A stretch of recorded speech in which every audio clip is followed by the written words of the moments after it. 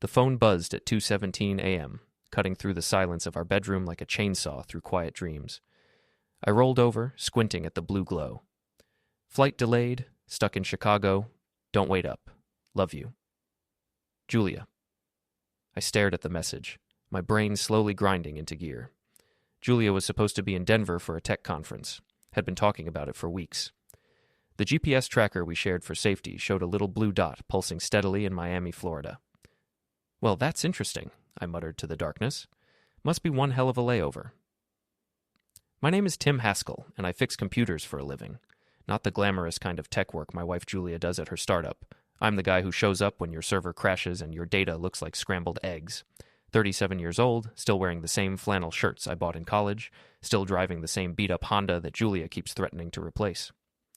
I grabbed my laptop from the nightstand and pulled up the GPS app. The blue dot hadn't moved. Miami Beach, to be exact. The Fontainebleau Hotel. Chicago's really gone tropical, I said to nobody. I should have confronted her right then. Should have called, demanded answers, made a scene. Instead, I did what I always do. I started digging. Because in my line of work, you learn that the obvious answer is usually the right one, but you need proof before you start accusing people of lying. I pulled up our credit card statements. There it was, a charge from American Airlines. Miami to Portland, Maine. Yesterday, another charge. Fontainebleau Hotel, 2 nights, premium ocean view suite.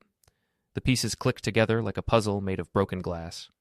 Julia wasn't in Chicago, she wasn't in Denver. She was in Miami, and she thought I was too stupid to figure it out. Maybe she was right. Maybe I had been too stupid. But not anymore. I screenshot everything. The GPS location, the credit card charges, the text message with its timestamp. Then I sent her a reply. Strange. Your GPS shows Miami. Must be some glitch? The response came back in 30 seconds. Phone's acting weird. In Chicago O'Hare. Exhausted. Talk tomorrow. I almost laughed. Almost. Instead, I felt something cold and calculating settle into my chest. Julia thought she was smarter than me. Always had. The successful executive married to the blue-collar tech guy. The woman with the MBA and the corner office married to the man who crawled under desks to plug in cables. Time to show her just how smart this blue-collar guy could be. Before we deeper into this story, I have one small request. Please subscribe, drop a like, comment, and hit that hype button to boost this channel so more people can discover these incredible Reddit stories. The next morning, Julia came home with a Chicago snow globe and stories about delayed flights and terrible airport food. She kissed my cheek, told me she missed me, and asked if I'd picked up her dry cleaning. How was the weather? I asked, watching her face. Terrible, snowing like crazy. They had to de-ice the plane 3 times. I nodded sympathetically. The weather in Chicago had been 75 and sunny. I'd checked. After she left for work, I called my brother Max. Max used to be a cop before he opened his garage, and he still had friends in useful places. More importantly, he understood that sometimes you need to bend the rules to get to the truth. I need a favor, I told him. What kind of favor? Max's voice carried that careful tone he used when he suspected trouble. The kind where you don't ask too many questions. An hour later, Max showed up with a toolkit and a grin. So, what are we investigating? I showed him everything. The GPS logs, the credit card charges, the photos I'd found on Julia's laptop of her, and some guy I didn't recognize. Tall, tanned, wearing a suit that probably cost more than my car. That's Derrick Vaughn, Max said, studying the photos. I've seen him around town. Big shot real estate developer. Drives a Tesla, lives in that new condo complex downtown. You know him? Know of him. Guy's got a reputation. Thinks money makes him untouchable. We spent the afternoon setting up what Max called intelligence gathering. Nothing illegal, just smart. I cloned Julia's phone using software I'd picked up in my IT work, installed a keylogger on her laptop, set up alerts on our joint credit cards. You sure you want to go down this road? Max asked as we finished. Sometimes it's better not to know. I already know, I said. Now I need proof. The proof came faster than I expected. That evening, while Julia was in the shower, her phone buzzed with a text from someone named Brit. He's so clueless. Derrick says Miami was perfect. When are you telling him? Brit Morrow, Julia's best friend since college. The woman who'd been my wife's maid of honor, who came to our barbecues, who I'd helped move apartments twice. I screenshot the message and sent it to myself. Then I deleted the evidence from Julia's phone and waited. Julia came downstairs in her robe, hair wrapped in a towel. What are you up to? she asked, seeing me on my laptop. Just work stuff, boring server maintenance. She kissed the top of my head. You work too hard. We should take a vacation soon. Maybe somewhere warm. Like Miami? I suggested. She didn't even flinch. Sure, Miami sounds nice. That night, I lay in bed listening to Julia breathe beside me, and I realized something had fundamentally changed. The woman I'd loved for 8 years, the woman I'd married, the woman I'd trusted with everything, she was a stranger. Worse than a stranger. She was an enemy who knew all my weaknesses. But she'd made one crucial mistake. She'd underestimated me. Time to show her the error of her ways. The next few days were a masterclass in deception. Julia continued her charade, talking about work stress and upcoming business trips. I continued mine, playing the oblivious husband while gathering intelligence like a man possessed. The keylogger on her laptop revealed everything. Encrypted messages with Derrick about their perfect weekend, plans for more trips, and something that made my hands shake with rage. Discussions about our house, our savings, our future. Tim will never suspect, Julia had written. He's too trusting, too comfortable. By the time he figures anything out, we'll be set up in Florida. Derrick's response? What about the house? Community property. I can force a sale, take half. Plus, he doesn't know about the money I've been moving to the offshore account. We'll be fine. I sat in my home office, staring at those words on my screen, and felt something fundamental break inside me. Not my heart. That had already shattered. Something deeper. My faith in justice, maybe. My belief that good people got rewarded and bad people got punished. Julia wasn't just cheating. She was planning to rob me blind and leave me with nothing. Well, two could play that game. I started with the money. Julia thought she was clever, moving funds to an account in the Cayman Islands. But she'd made the transfers from our home computer, and I had admin access to everything. It took me 3 hours to trace the account. Another 2 to figure out how to access it. The beautiful thing about offshore banking is that it cuts both ways. If you're going to hide money illegally, you can't exactly call the police when someone takes it back. I transferred every penny back to our joint account, then moved it to a new account in my name only, $73,000. Money from my inheritance, my savings, my years of work that she'd planned to steal. But that was just the beginning. I called the credit card companies and reported Julia's cards as potentially compromised. They froze them immediately. I changed the passwords on our joint accounts, our streaming services, everything we shared. Then I got creative. Julia's startup was very concerned about their public image. They had a strict ethics policy about employee conduct. I happened to know this because Julia complained about it constantly. I created an anonymous email account and sent their HR department a carefully worded message about concerning behavior by one of their executives. I included screenshots of Julia's expense reports showing personal charges on company cards, like that Miami hotel room. The next day, Julia came home pale and shaken. Everything okay? I asked innocently. Work stuff. Some idiot filed a complaint about my expense reports. HR wants to do a full audit. That's terrible. I'm sure it's just a misunderstanding. She looked at me sharply. You seem awfully calm about this. Should I be worried? You haven't done anything wrong, have you? The question hung in the air between us like smoke from a fire neither of us wanted to acknowledge. That night, Julia's phone buzzed with a message from Derrick.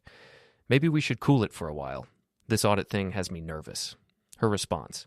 Don't you dare abandon me now. We're so close. But I could see the cracks forming. The perfect plan was falling apart, and Julia was starting to panic. Good. Panic makes people sloppy. And I was counting on Julia making mistakes. The mistakes came faster than I expected.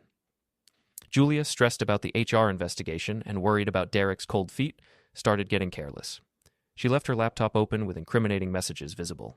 She took phone calls from Brit in the next room, not realizing I could hear every word. He's acting weird, Julia told Brit during one of these calls. Like he knows something. Impossible, Brit replied. Tim's clueless. He always has been. Maybe. But something feels off. He asked about Miami again yesterday. So what? Lots of people talk about Miami. You're being paranoid. But Julia's paranoia was justified. I did know something. I knew everything. That weekend, while Julia was supposedly at a work retreat, I followed her.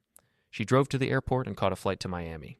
I knew because I'd hacked into her email and seen the boarding pass. Instead of confronting her, I used the time productively. I drove to Brit's house. Brit answered the door in yoga pants and a tank top, clearly not expecting company. Tim, what are you doing here? Julia asked me to pick up something she left here. Some work files? Brit's face went through several expressions before settling on fake confusion. Work files? I don't think she left anything here. Mind if I look? She was pretty specific about where she left them. I pushed past Brit into her living room before she could object. On the coffee table sat a laptop, open to a Skype call with Derrick. His face filled the screen, and he was mid-sentence. Tell Julia the Miami property is perfect. We can close next month, and... He stopped when he saw me. For a moment, nobody moved. Well, I said finally, this is awkward. Brit lunged for the laptop, but I was faster. I grabbed it and turned it toward me, looking directly at Derrick's shocked face. You must be the famous Derrick Vaughn. I've heard so much about you. Who the hell are you? Derrick demanded. I'm Tim, Julia's husband. You know, the clueless guy who was never supposed to figure this out. Derrick's face went white. The call ended abruptly. I turned to Brit, who was backing toward the door like a cornered animal. So, want to tell me about this Miami property, or should I guess? Tim, I can explain. I'm sure you can. But here's the thing, Brit. I don't actually want explanations. I want information. I set the laptop down and pulled out my phone, showing her the screen. See this? It's a recording app. It's been running since I walked in here. I've got Derrick talking about Miami properties. I've got you facilitating meetings between my wife and her lover, and I've got enough evidence to destroy both of you. Brit's fake composure crumbled. What do you want? I want you to keep doing exactly what you've been doing. Keep helping Julia. Keep talking to Derrick. Keep planning your little schemes. But from now on, you're going to tell me everything. And if I don't? I smiled, and it wasn't a nice smile. Then I send this recording to your boss, your family, and everyone in your contact list. I post it on social media. I make sure everyone knows exactly what kind of person you really are. Brit stared at me like she was seeing me for the first time. Maybe she was. You're not the same, Tim, she said quietly. No, I agreed. I'm not. By the time Julia returned from her work retreat, I had turned her best friend into my informant and scared her lover into hiding. But I wasn't done. Not even close. Julia came home Sunday night with a fake tan and stories about team-building exercises. She kissed me hello and asked about my weekend. Quiet, I said. Caught up on some reading. Visited Brit. Julia's smile flickered for just a moment. Oh, how is she? Interesting. We had quite a conversation. That night, Julia tossed and turned beside me. I could practically hear her thinking, trying to figure out what I knew and what I didn't. Around 3 a.m., she got up and went to the kitchen. I followed quietly and found her on her phone, texting Brit. Did Tim really come by? What did he want? I watched her wait for a response that didn't come. Brit was following my instructions. Radio silence until I gave her permission to respond. The next morning, Julia left for work early. I waited an hour, then drove to her office building. I didn't go inside. Instead, I sat in the parking garage and waited. At 10:30, Derrick's Tesla pulled into the visitor parking. He sat in his car for 5 minutes, clearly nervous, before walking into the building. I followed. The lobby was busy with morning foot traffic. I found a seat near the elevators and waited. 20 minutes later, Derrick emerged from the elevator looking shaken. Julia was with him, and they were arguing in whispers. This is insane, Derrick was saying. He knows something. We need to stop. He doesn't know anything, Julia hissed. He's just being paranoid. Then why won't Brit answer her phone? Why is he suddenly asking questions? They were standing 10 feet away from me, but they were so focused on their argument that they didn't notice me. I pulled out my phone and started recording. Because Tim is finally growing a spine, Julia said. It was bound to happen eventually, but it doesn't matter. The plan stays the same. What if he files for divorce? Let him. Maine is a community property state. I get half of everything, including the house. Plus, he doesn't know about the offshore accounts or the Miami property. We'll be fine. What offshore accounts? Derrick asked. Julia's face went pale. I thought I told you. I've been moving money to secure accounts. For us. You've been stealing from your husband. I've been securing our future. They were so busy arguing that they didn't notice me stand up and walk over. Actually, I said, you've been committing fraud. They spun around like I'd fired a gun. Julia's face went through several shades of white before settling on gray. Tim, what are you doing here? Watching my wife plan to rob me blind with her boyfriend. It's been educational. Derrick stepped forward, trying to look intimidating. Look, buddy, this is between you and your wife. No, I interrupted. This is between me and 2 thieves who thought I was too stupid to catch them. I held up my phone, showing the recording app. Smile, You're both on camera." Julia lunged for the phone, but I was ready. I stepped back and bumped into a security guard who'd been watching our little drama unfold. "Problem here?" the guard asked. "No problem," I said. "Just documenting my wife's confession to fraud and theft." Julia's face crumpled. "Tim, please, we can work this out." "You're right, we can. Here's how it's going to work." I looked at both of them, these two people who'd thought they were so much smarter than me, so much more sophisticated, so much more deserving of my money and my life.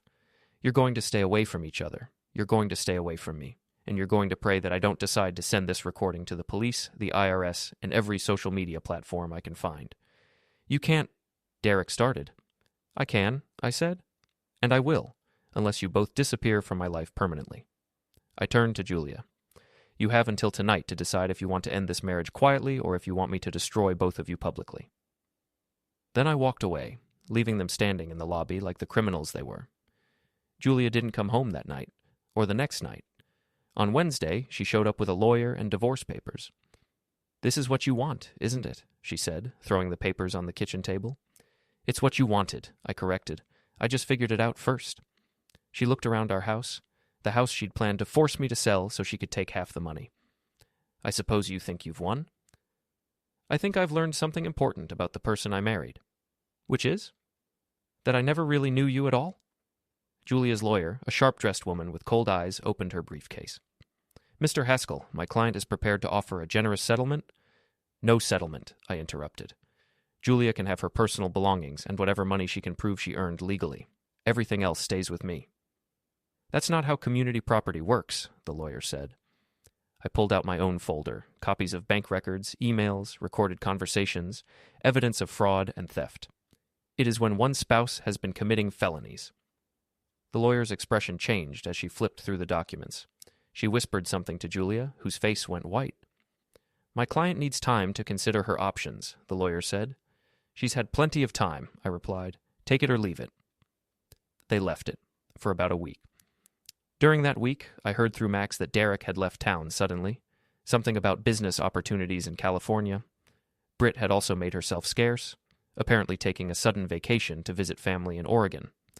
Julia, meanwhile, was staying with her sister and trying to find a new job. The HR investigation at her startup had concluded with her resignation for personal reasons. On Friday, she called. "Tim, can we talk?" "We're talking now. I mean in person. There are things I need to explain." "I don't think there are. Please, just give me a chance to make this right." Against my better judgment, I agreed to meet her at the airport. She was catching a flight to California, following Derrick, I assumed. She was waiting at the departure gate when I arrived, looking smaller somehow, diminished. "Thank you for coming," she said. "What do you want, Julia?" "I want you to know that I never meant for it to happen this way." "Which way did you mean for it to happen?" She was quiet for a long moment.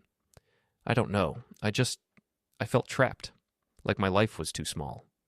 So you decided to steal mine. I decided to take what I thought I deserved. And what you thought you deserved was everything I'd worked for, plus a boyfriend on the side." She flinched.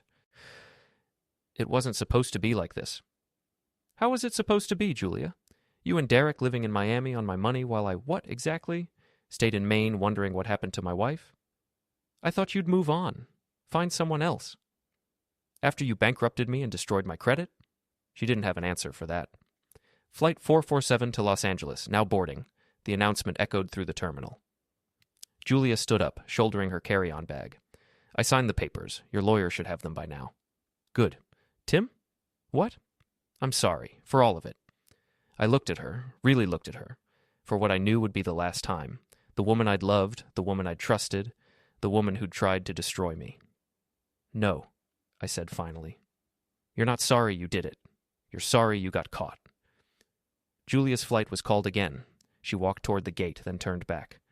"What are you going to do now?" I thought about it. The house was mine. The money was mine. The life I'd built was mine again. "I'm going to do whatever I want," I said. "And I'm going to do it without looking over my shoulder, wondering when the person I trust most is going to stab me in the back." Julia boarded her flight to California, to Derrick, to whatever future they thought they could build on the ashes of my trust. I drove home to Maine, to my house, to my life. The next morning, I changed the locks.